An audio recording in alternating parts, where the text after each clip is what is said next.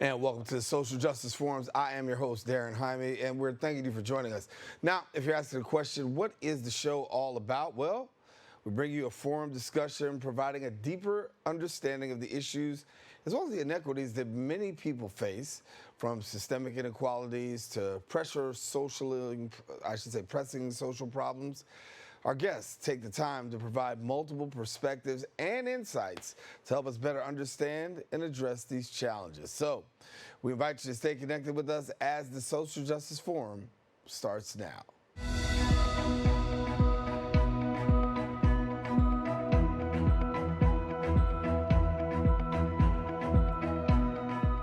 And welcome back. Project Renewal is a New York City homeless services not-for-profit renewing lives through innovative healthcare, homes, and job programs. The organization's culinary arts training program offers 6 months of classroom and internship training in the food service industry to low-income and formerly homeless adults. Joining me now to share more is Project Renewal's City Beet Kitchen's director, Barbara Hughes, as well as the training and quality manager, Richard Ralph. And thank you so much for joining us. Thanks for having us. Thanks for having us here. Glad to have you. And so, Barbara, I'll start off. Tell us a little bit about the organization and the work that goes on. We are a large homeless services agency. We have over 1,000 employees, and 100 of those people work in our food service programs. I've been with Project Renewal for 31 years, I'm proud to say, and was brought on to develop the jobs part of what our mission is. And that was to create a culinary training program because we recognized then that there was a need in this city for jobs. Obviously now more than ever, we need jobs. And these are jobs and training that can be done with a lot of barriers no barriers that a lot of other jobs have. We don't require a high school diploma or a GED. You have to have a sixth grade reading level and be able to stand on your feet. But other than that, if someone wants culinary job training in the city, this is the place to come. Yeah, when we talk about culinary jobs training, obviously the culinary arts has become one of the more growing industries. It's always been there, but it seems as though that there is this growing passion amongst people to kind of like show their stuff off. Yeah, and so many of the folks that come to us, and they're coming to us at this point, we used to have to go out and really pound the pavement looking for people, but after all the years that we've done this program, people know about us. They know that they don't have to spend a lot of money, take out a loan to come to our program. It's intensive, it's 6 months long, but at the end of that is a chance to get a job, get lots of support while you're in the program, and we will work with you until you don't want to work with us anymore. If someone gets a job and it doesn't work out, they can come back, we'll keep working. And we really, really do in this program what Project Renewal prides itself in doing is meeting each person that we work with where they are. What can we do for you? How can we help you? How can we help you put your life together? And our part, of course, is getting a paycheck. Yeah. Richard, talk about your time with the program. What is, what's it meant to you? The program holds a special place with me because as a person that was formerly incarcerated, being a felon coming out back into society, and trying to renew myself, if you will, Project Renewal was the stepping stone that helped me to start directing myself in a positive path again when it comes to redoing things in my life.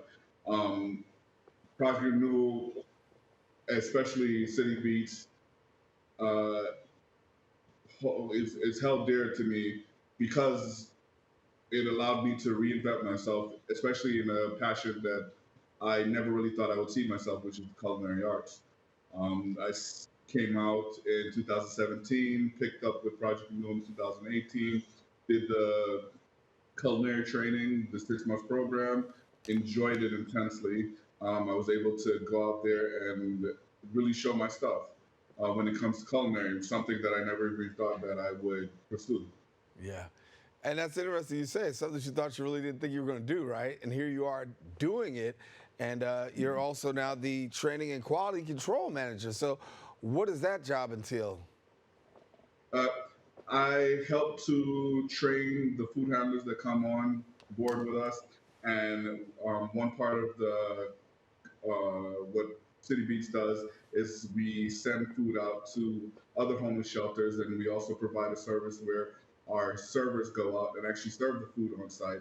And I assess how we're doing with that. I ensure that the quality of food that comes out of the kitchen is up to par to New York health standards and what we want to present as a food company. Um, and I just pound the pavement and just make sure that we're on the up and up when it comes to the quality of work that we want out there. And Barbara, it's got to be a great feeling to see a young man such as Richard, who actually graduated from the program, and now he's fully entrenched in the work of the kitchen, and now making sure that everything is good for the state and good for the company. I have to say, Richard's being very modest. He's one of the best employees that we have. Of the 100 employees I mentioned that do food service at Project Renewal, 44 of those people have graduated from our culinary training. And what we always want as we train people, and they don't all come and work for us, is to create a career path for people. And you know, a lot of our folks are happy just doing, you know, a job where they have a supervisor and they get a paycheck and they can go home to their family, and it's a little bit more for Richard. And he's just been one of our top managers. We have 14 managers. He's up there at the top, managing some of the other managers. And you know, I can't say enough about what a great job he's done. Yeah.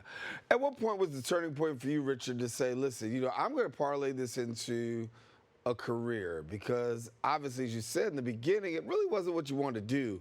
But to have an opportunity to take this and now translate it into, you know, a job and a career, what point was that for you? I would definitely have to say it's the quality of people that are here at Project Renewal. I've just been blessed to just be introduced to a line of people as I went along that were in management ahead of me, who some are no longer with us, but they instilled a lot of things in me. They helped me to remind myself of who I was, prior service veteran, Marine, and Army, um, and just helped to direct me and guide me in the culinary program. I started to love cooking. I started to love just being able to serve the community in the aspect of giving out to those that are in need.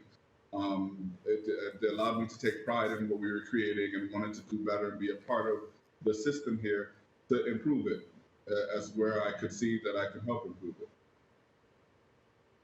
Barbara, share with me a little bit about this, because when we talk about New York City and where we are today, obviously there's a huge affordability crisis in the area, being able to just survive. And you see people are not just unemployed, but they're underemployed. When we talk about a homeless population, they're not necessarily the traditional, the ones that we would normally see and equate, if you will, but they're that underemployed group. They're the people who are still, you know, trying to make it, but yet and still, there's an affordability crisis we have to contend with.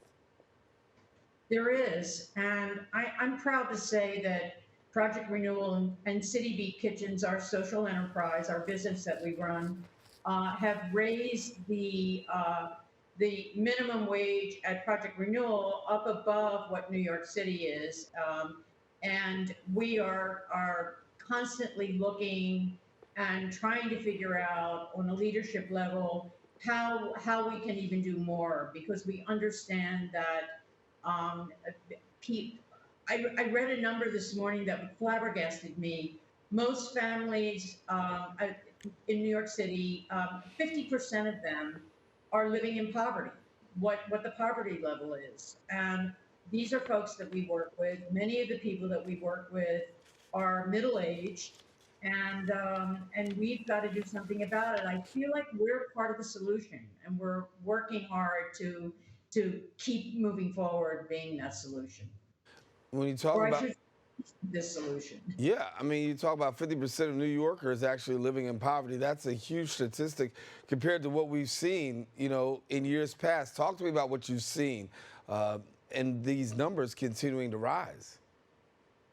Well, it's not just. I mean, we talk a lot in city beat kitchens and in food service about food justice, but it's everything, and it's finding a place to live. It's feeding the children. It's getting a job.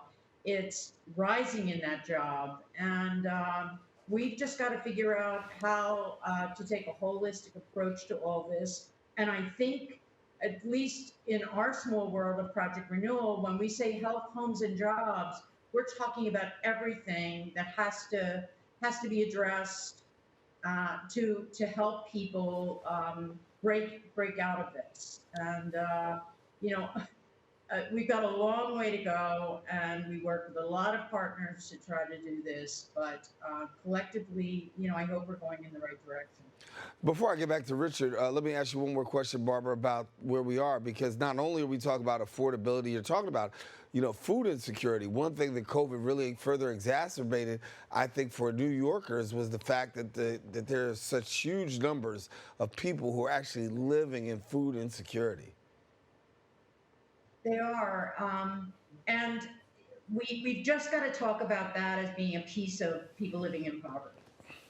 It's not just food insecurity. It's not just having food. It's having all the things that you have to have, as well as that, to be whole. So I think we have to put poverty in the same sentence as any of the insecurities that people have. Yeah. Richard, when you look at your journey and you see where you've come from, how does City Beat Kitchens fit in your journey? I would say that it is definitely the light at the end of the tunnel. There was been a point in my life where I did a lot of destructive behaviors and stuff like that, which led to my incarceration. And once coming out, I had no idea of what I was going to do, what route I was going to take, stuff like that. I then fell upon the Project Renewal flyer while at the veteran hospital, and that was like the answer to all my questions, and I went with that. And at first, it was just like, okay, I'm going to use this as a stepping stone, and then I'm going to pursue something else. But once I got in there, met the people at Project Renewal, went through the training, and saw how well I did, especially the smiles I was able to put on people's faces with the quality of food that I was able to create. It almost became an art to me. And because of that, Project Renewal really holds a special place in my heart. And I feel that anyone that is able to use this program would see that in themselves and in the program to better start a new life in a sense. Yeah, talk to me about you. Producers tell us that you're a veteran as well. Yes. Well, first of all, thank you Yes. for your service, and we appreciate your service to the country. Um, Being a veteran, really coming out of the military and getting back into this mainstream society, a lot of changes, a lot of adaptation. You got to pretty much get back to that workforce. Talk to me about why do you feel it's important for people possibly who've been in the service to really have this kind of workforce development? It definitely is a luxury, not a luxury, but a necessity, I would say, for veterans coming out of service, because a lot of us that come out of service do not have directions of how to transition from the military service into civilian. There are a lot of outlets out there, definitely, but some of us still struggle to conform to civilian life after the service. Programs like Project Renewal definitely gives us a sense of purpose, sense of direction, especially for those of us that are quote unquote clueless of what to do next. And I would say that's definitely how I use Project Renewal.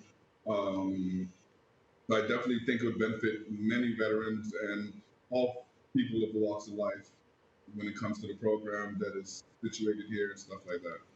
You talk about being clueless and not knowing what's next. Well, now that you're doing Project Renewal and Sea Beach Kitchen, talk to me about what's next for you.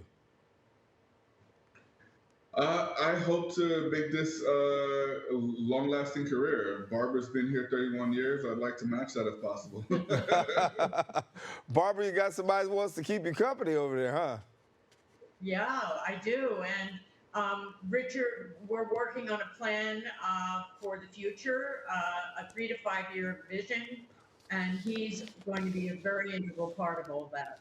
Well, when you talk about looking at a person like Richard, obviously he gives you, he's one of your shining stars. And he's a guy that really has come through the program, graduated from the program, and now goes on to branch out to do the work that he's doing.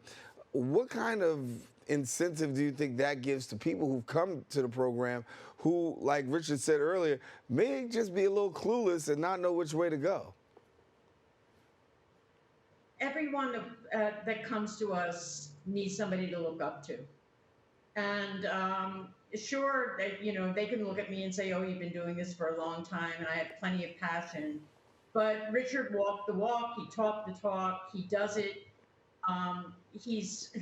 He works on the weekend, he cares. It's his passion. That's why I love him so much. He's got like so much passion, and I do too for this work. And we have plenty of other people that do that, but he is the role model you dream about having in your program, at your workplace, if you're doing this kind of work. And he doesn't let us down in that way. Yeah. With the success comes the struggle. What kind of challenges are you facing right now in this environment, given the fact that we've got so much that you're contending with, affordability, food insecurity? Talk to me about some of the challenges you're having. Well, I think we're having trouble recruiting people into our program, and we're out there like talking about us. We're on social media. We need more people to come into the program. It's a great program. Of course, we always need funding. We get a lot of support from the City of New York, from the City Council, and we have grants from the state and private funders and private foundations, but we need support. Like so many other programs, we were decimated as far as our training program is concerned during COVID. We're still building back, and we need support. Yeah, I was saying earlier about how COVID has really further exacerbated food insecurity, but we know that work staffage and having people to take part, go to work on a daily basis, that's been a challenge. So I can imagine programs also feeling the pinch there too. Yeah, and food service is hard work. I mean, talk about 50%. 50% of everyone in this country has done some kind of food job. So we all know how hard it is, standing on your feet, showing up. You've got to show up.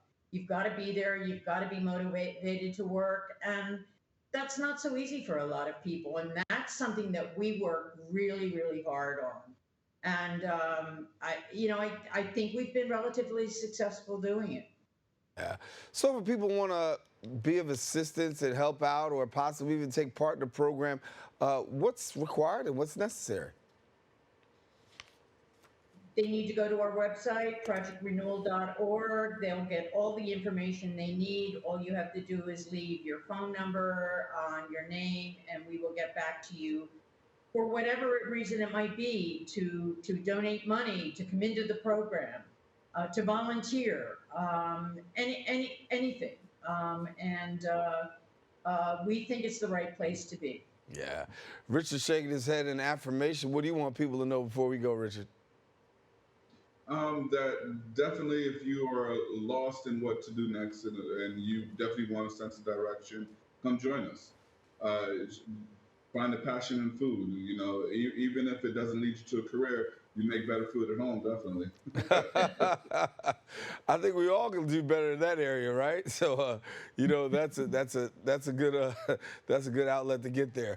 I want to thank you, Richard, for again your service and to our country, and then again for being a great example of what it means to actually be on the road to turning life around and making better choices. And now you got a great career that's right in front of you. Thanks a lot, Richard, for taking the time with us. And also, Barbara Hughes is the director of Project Renewal City Beet Kitchens. Barbara, thank you. Thank you for having us. All righty. Well, we are taking a quick break right here on the Social Justice Forums. We'll be right back right after this. We all know what it's like to feel alone. But it just takes one new connection. Want to get out of here? To empower many. This is unbelievable. It doesn't take a superhero to bring forces together. We all have the power to reach out Let's go! and help someone feel like they belong. Pretty cool, huh? We are stronger together. Where did the time go? Somehow I lost all those years. Where did the time go? I don't know how I got here. Or how did I get here?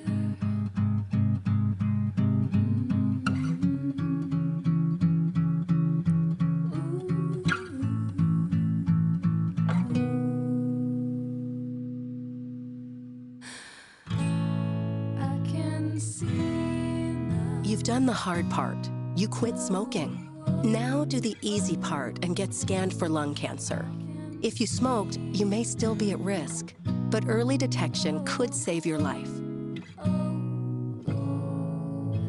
Talk to your doctor and learn more at savedbythescan.org.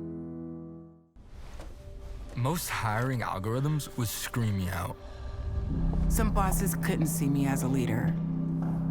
I've run this place for 20 years, but I still need to prove that I'm more than what you see on paper.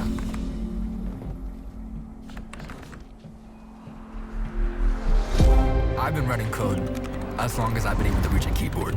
This is what I do. It's second nature for me, coordinating 100 details at once. The way my mind works, I have a very mechanical brain. I sold them on my skills. You gotta be so good they can't ignore you. My magic is Analytics and empathy. That's how I'm getting clients. You have to have the confidence in yourself to show up and defy the odds. I'm more than who I am on paper. I never got a college degree. And today, I'm the CEO of my own company. People want to tell me I'm one in a million, when actually I'm one of millions. Stars are all around us. It's time for them to shine. New York State Governor Kathy Hochul recently revealed her proposal to roll back bail reform. The Cattell Center recently rallied with organizers of impacted families as well as people, demanding the legislature reject the proposal and pass a budget to continue to decarcerate, close more prisons and jails, and invest in real safety.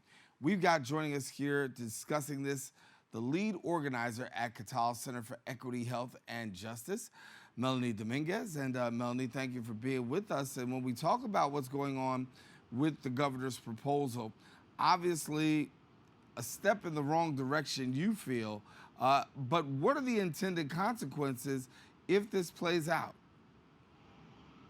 Absolutely. So basically exactly what you said. In her executive budget, Governor Hochul proposed to eliminate the standard that judges said the least restrictive condition that will reasonably assure a person's return to court. And instead, the judges now will be left, if this happens, they're going to be left with widespread confusion and disagreement among child judges to determine whether or not they won't have any rules and guidelines to abide by now. So that's kind of like what will result. But not only that, this will mean that more Black and brown people and people that are in poverty will be detained in pretrial jails across the state. And when you look at it closer, what is happening in New York City. There's a crisis at the Rikers Island jail complex, and the rollbacks of bail reform will result in more people being funneled into Rikers Island that will be exposed to these life-threatening conditions. And just to put it into more context, the vast majority of people that are at Rikers right now are there for, pre-trial. They haven't been convicted of anything, but this rollback on bail reform will just exacerbate the crisis found there, and we cannot have that. Well, what do you say to the critics who say, listen, you know what, the bail reform, it needed work, it should have probably been adjusted some. What do you say to critics who say this bail reform is just too lenient? And it's not. The bail reform is not lenient, and the proof is in the data. We've seen that since the years that bail reform has been implemented, at the start of 2019, and in the years that follow, it has had no correlation to the spike in crimes. It really has not. But instead, what it has shown us is that it's proven to have worked. Instead of gutting back bail reform, we actually need to make sure that we're expanding it and giving people, especially Black and brown and low-income folks, the ability to wait for their court in the community. We all know that they stand a bigger fighting chance if they're in the communities fighting for the court cases rather than behind bars where they have so many barriers. They cannot have it's much harder to get in contact with their lawyers, to get in contact with just like finding the right documents that they need to fight their cases. And one of the things that I said earlier, like the rules in bail reform already make it so that the judges have a clear understanding of what is need to be done to make sure that people return to court. And so eliminating the least restrictive condition, like I said, will only generate more widespread confusion and disagreement among judges. And when we talk about judges, obviously they are, they have sentencing guidelines. And with this bail reform that the governor's talking about, that could vastly, vastly change. What are you hearing from the people on the inside, the ones who have, incarcerated, dealing with this right now? What are you hearing from the population? Yeah, and I could tell we have members that across the state who have been incarcerated or have loved ones that are currently incarcerated. And one of the things that they're widely concerned about is just the fact that gutting back bail reform will result in more people being funneled into the jail system. And like I said, being exposed to these life-threatening conditions. And people don't want that. And, when you have a loved one that's incarcerated, it's much harder to visit them. It's just so difficult for families. And it's just going to create more separation between families. And so having bail reform in the state that it is going to make sure that families stay connected, and it's going to give people a stronger fighting chance to fight their court cases. And for those of us who are in the Bronx and, of course, New York City, a lot of people have always been talking about Rikers Island, how this actually could potentially impact what goes on at Rikers Island. From your perspective, how does this change if the governor's plan goes forward? How does it change what we could possibly see at Rikers Island? Absolutely. So Rikers Island right now is in a state of crisis. Since Mayor Eric Adams took office, there's been at least 20 people that have passed away in New York City jails, and Rikers is the violence at Rikers is at an all-time high. And the jail population has been increasing because of the mayor's inability to put measures in place to reduce the jail population. And so, for example, since the mayor took office, there's been about, right now the current jail population at Rikers is that of 6,000 people. And last December, the Department of Corrections Commissioner, Luis Molina, had told the Criminal Justice Committee at City Council that they are expecting that another 1,100 people will be held pre-trial by the end of this year. And so this is without gutting back bail reform. If you add gutting back bail reform to the mix, that's going to exacerbate the number of people that are being put in life-threatening conditions at Rikers Island. But not only that, it's going to take us further away from effectively shutting down Rikers. The only way to shut down Rikers is through decarceration. And so the jail population needs to go down. But right now, under Mayor Eric Adams, it's been going up. And with Governor Hochul's proposal to gut bail reform, it will just take us further away. And we cannot have that. And like I said, bail reform has been working. The data has shown us that it has no correlation with the spike in crimes. And then we have a lot of legislators up in Albany who are fighting and holding the line to protect bail reform because they know that this is the sensible thing to do for our communities to keep our communities safe. And at the end of the day, we also need the governor to invest in things like housing, healthcare, education, and jobs. That's ultimately what keeps our communities safe. We need that. And so instead of debating whether or not bail reform should be gutted, it should not. They should be debating around, what are other ways that we can invest and help our communities thrive. And when you talk about Mayor Adams, obviously, a lot of people not happy when it comes to how he's handled this particular situation. Are you optimistic that, or are you even confident that the mayor can be able to handle this by himself or his administration, or are you adamant about saying, listen, we need some federal intervention right here? Yeah, and I guess to your point, like right now, what's exacerbating the crisis at Rikers is the gross mismanagement of the jail system. And we see that under the Adams administration, there's been a culture around not doing the proper investigation that is needed when a correctional officer is it's being charged of like misconduct, of abuse of power, and abusing of those that are incarcerated at the jail complex. And so they are getting away with so much and this is just like ultimately impacting those that are incarcerated at Rikers, which the majority, like I said, haven't been convicted of anything, are just waiting at Rikers for their day in court, which can take months in this current situation that we are in right now in the city. And so we have an understanding that the mayor has done absolutely nothing to address this mismanagement and alleviate the crisis at Rikers. And so we are pushing for there to be for the federal government to intervene. But even so, even if they do that, we still need Mayor Eric Adams to commit to shutting down Rikers and put measures in place to decarcerate. What has been the conversation with the Adams administration? I mean, obviously we know what's on the table and what needs to get done, but are you satisfied that at least talks are going in the right direction? Are there no talks at all? Give us where we are. Yeah, and I guess we can take it back to the mayor's preliminary budget where he proposed $11.2 billion budget for the NYPD to expand discriminatory policing practices. What that means is that our communities, Black and brown communities, are just going to be hyper-policed and then ultimately resulting in an increase in the jail population. But while he's doing that, the mayor is simultaneously proposing deep cuts to essential programs across the city, which include mental health services, legal services, summer youth employment, homelessness services, all of these things that are so essential in making sure that our community members are not being funneled into the jail system to begin with.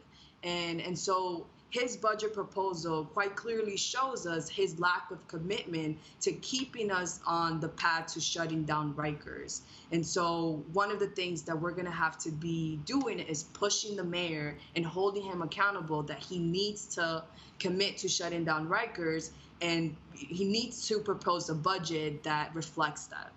And right now it doesn't. And so what else do we have on the agenda coming up for the Cattell Center? I mean, maybe people may not be so familiar with your organization. So before we get a chance to close out, I do want to have an opportunity for you to talk a little bit about the work that you guys do at the organization. Absolutely. So the Cattell Center for Equity, Health, and Justice, we're an organization that's based in Brooklyn, but we work across the state around issues regarding ending mass criminalization, mass incarceration, and ending the war on drugs. And we do that all while building the leadership and organizing capacity of neighborhood residents. So we've been doing a lot of outreach in our community to make sure that our community members understand what is at stake here and understand what the problem is with gutting bail reform and how important it is to protect it, but then also how it relates and connects to the fight to close down Rikers. And so we've been doing a lot of that. So if folks are energized and interested in joining us for outreach, do reach out and stay connected. So my name is Melanie, and you can reach out to me via phone. My number is 516-588-0127. Thank you. All righty, Melanie Dominguez, lead organizer for the Catal Center. And we want to thank you for being with us, talking about this very important topic, mass incarceration, also bail reform. We'll see what happens, and we'll continue to follow this and bring our viewers up to speed as the governor puts her forth plan, and as you also put forth your initiative in trying to get the governor to roll this back. Thank you so much, Melanie, for being with us. Thank you so much. Appreciate you all. All Thank right. you. Yes, so we're taking a quick break here on the Social Justice Anti-Violence Forums. We'll be right back.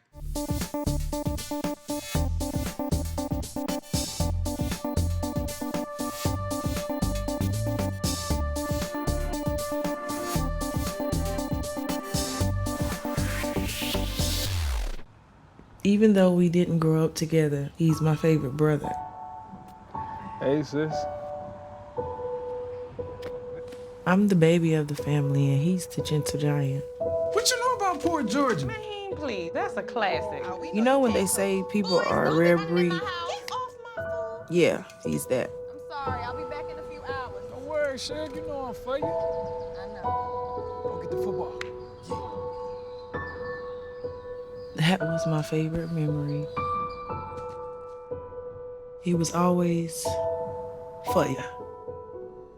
This is a true story of me, Bridget Floyd, and this guy, George Perry Floyd Jr., my big brother.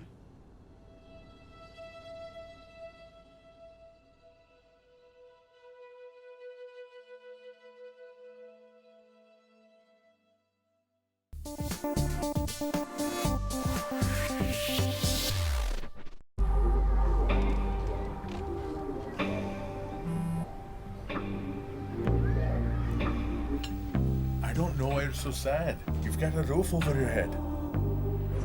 Bro, you gotta stop with that depression stuff. That's a white people thing. Escúchame, en esta casa los hombres no lloran.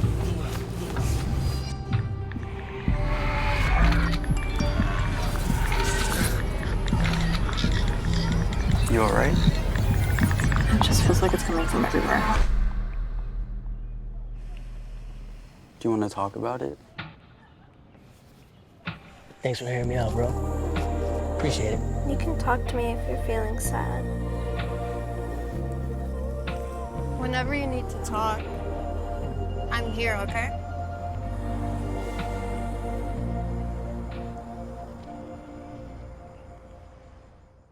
And welcome back. End Rape on Campus. It's an initiative working to end campus sexual violence through support, education, and policy reform, centering historically excluded and systemically marginalized student survivors. Joining me now and sharing more is the executive director of End Rape on Campus, Kenyora Lenair Parham. And we thank Kenyora for joining us now. And Kenyora, thanks for being with us. Thank you so much for having me.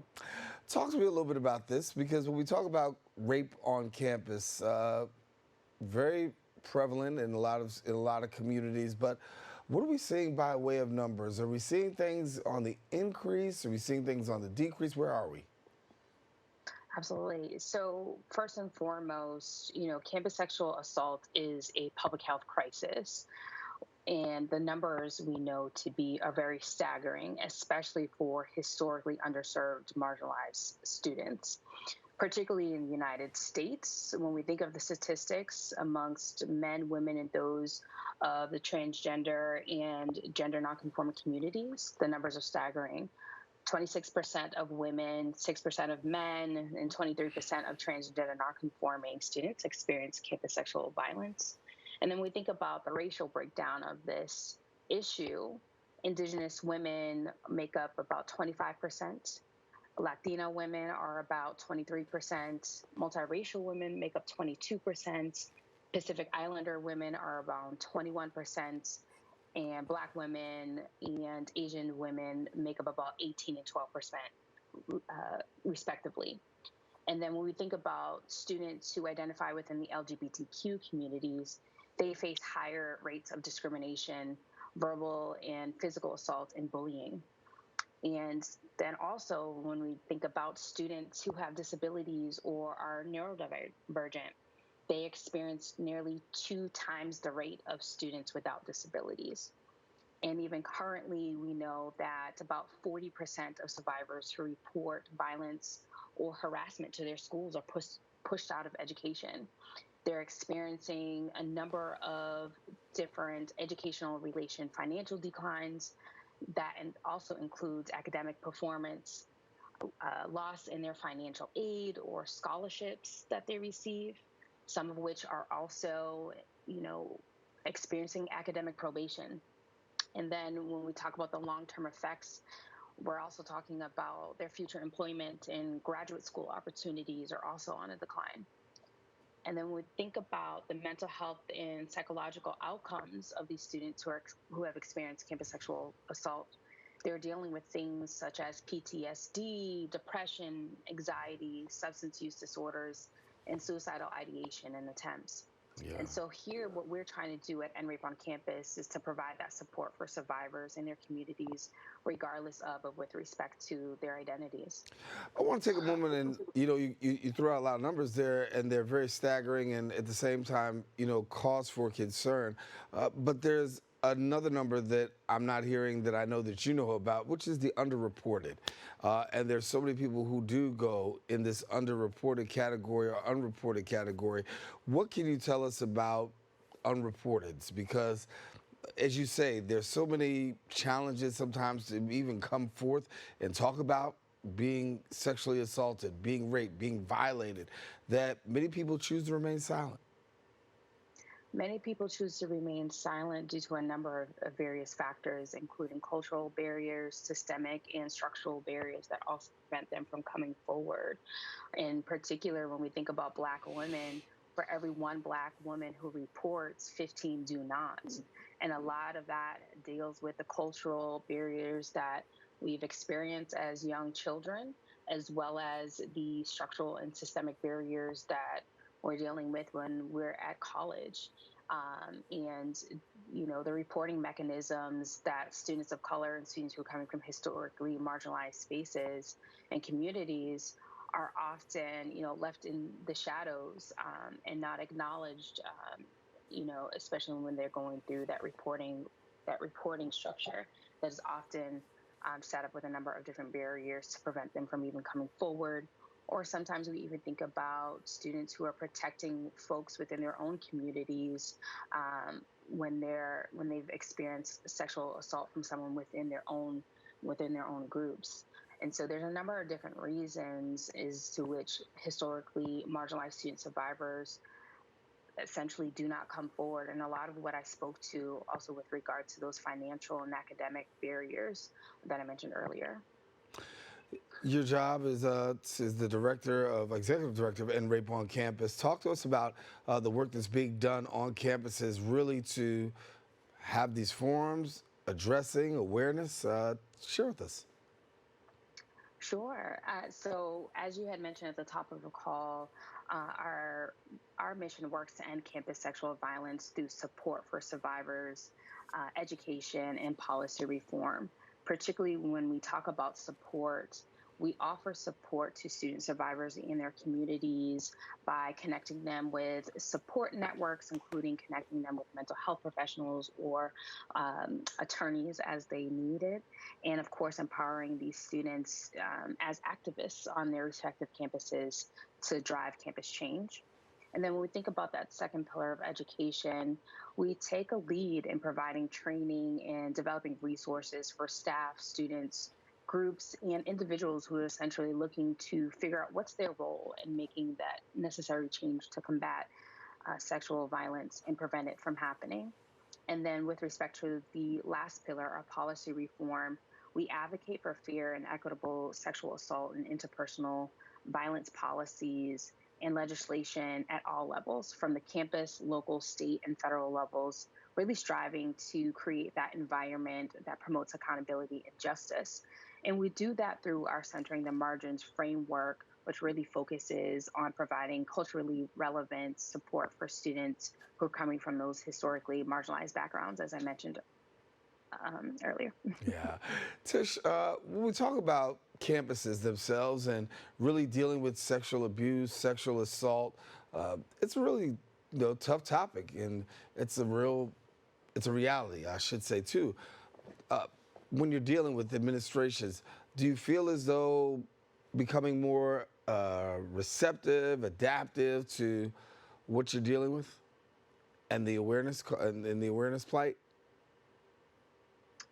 So essentially, when we think about the number of colleges and students that we are engaged with, one of the things that we began to develop actually was this campus accountability mapping tool. We actually try to employ all of the community members to really be involved with what it looks like to holding schools accountable and creating transparency mechanisms, by actually helping us build that mapping tool. And essentially the mapping tool, which we launched earlier in January, is this digital resource that empowers current and prospective students to compare more than 1,000 colleges and universities across the country. So we even have schools in the Bronx, like Bronx Community College, College of Mount St. Vincent, Hostos Community College, and Lehman College.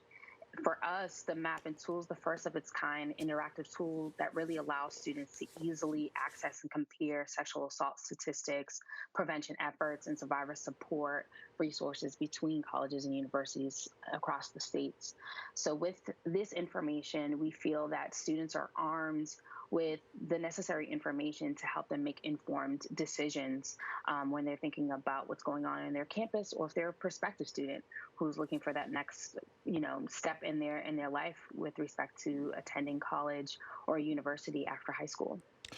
When we talk about policy reform and advocacy, I know that's at the forefront of your work too. Talk to us about some of the policies that you're really looking to bring attention to and what the public should know. Absolutely. So EROC, we've been actively involved in policy reform efforts at multiple levels of government. Our work really is inclusive of helping students file Title IX complaints, assisting them with respect to legal assistance and connecting them to attorneys, and of course developing and contributing to the development of legislation on the state and on the federal levels. And one of our key focuses has been advocating for a Title IX policy that prioritizes the protection of student survivors. Together with a coalition of other student survivor advocates and gender justice organizations, we've urged the current Biden administration to fulfill its commitment to reversing changes made under the Title IX rules under the former administration.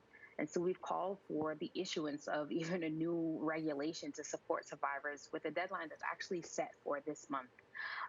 And we've highlighted 4 critical areas that we believe would really help to improve Title IX and really make it safer for those students. And that includes having clear designation of confidential resources and mandated reporting and who exactly serves in that capacity, having defined investigation timelines with specific benchmarks, implementing a formal application process for schools that desire to claim religious exemptions. And then finally, the adoption of the preponderance of evidence standard as the burden of proof for all campuses. And we've also endorsed and supported various bills aimed at enhancing campus safety and protecting survivors. These include 2 bills, particularly named the Student Access to Freedom in an Educational Rights Act, or the SAFER Act, which safeguards students' access to education free from discrimination. And then another bill I want to highlight is CASA, also known as the Campus Accountability and Safety Act of 2022, which is really designed to incentivize schools to proactively protect students. So all in all, we're really engaged in policy reform efforts, advocating for a new Title IX policy that really supports survivors, puts them first, and endorsing bills that really improves campus safety. When we have survivors and you're dealing with them, what are some of the support alternatives that are directly available to them if they've had to endure the worst on campus?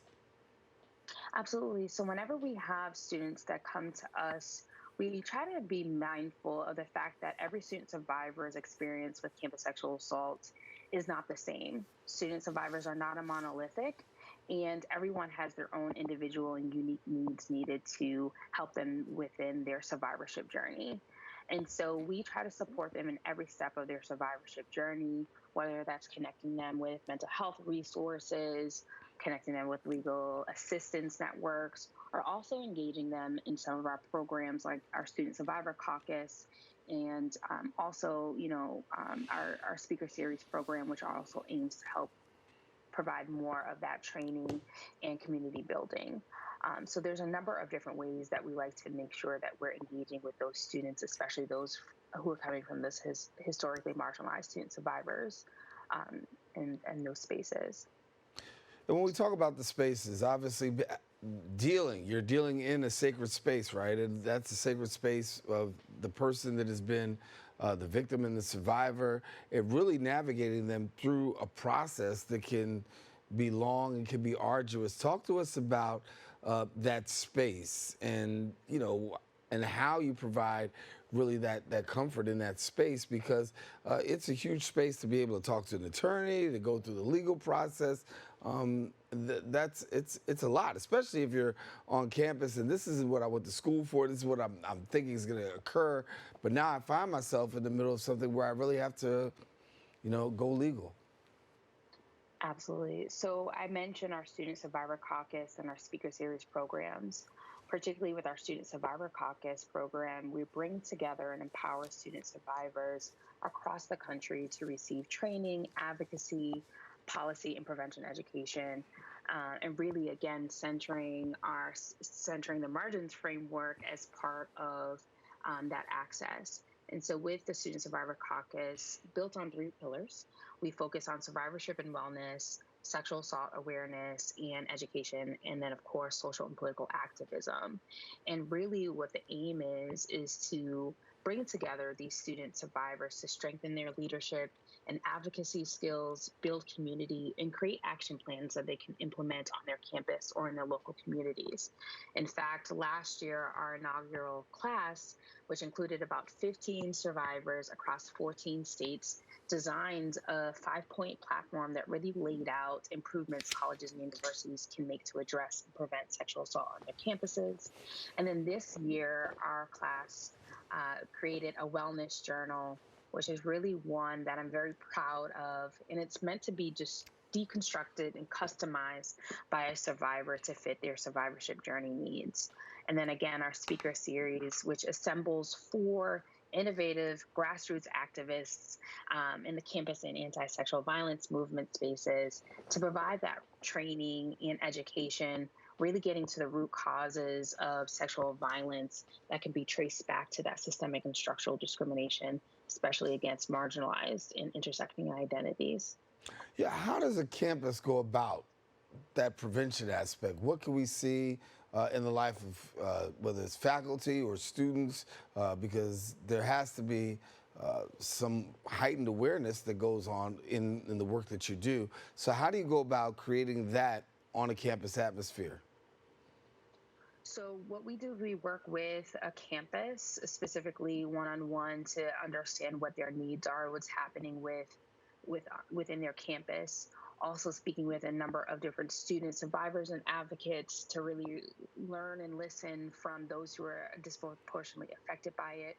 And then, of course, engaging with the campus administration and staff to understand from their perspective what's happening. And then building out customized trainings and educational programs through our our speaker series program to really create that customized training and educational program built for that campus. Because what we also know is that every campus is different. They have different needs, they have different budgets, they have different number of students who are attending their classroom. And so we try to make things more specific to that campus, but also driving home those preventative, resources and access for students to really come together within the community to create that campus change. And from your perspective, talk about change. You talked about campus change. Do you see changes happening in terms of for the better on campuses, in terms of conversation, in terms of reduction in numbers? What do you see? Well, I see that now, if forevermore, we've been having more conversations and providing that educational awareness to campuses more than we ever have been before. We have seen student survivors, especially coming forward a lot more to be that voice, especially on their respective campuses. Sometimes, not what they choose to be, but they want to be that change on their campus. And so we are seeing a lot more of students coming together, protesting, banding together like never before, and protesting on their campuses to say, hey, change has to come.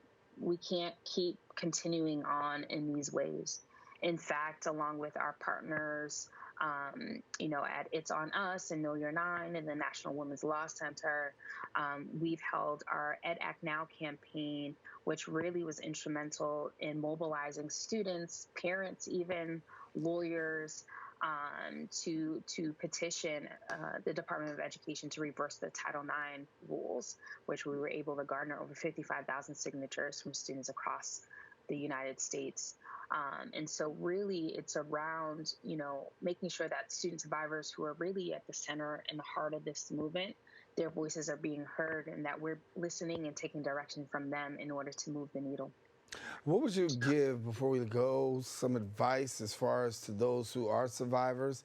What word of comfort or what word of assurance would you give them to let them know that if they find themselves in that place, that they're not alone?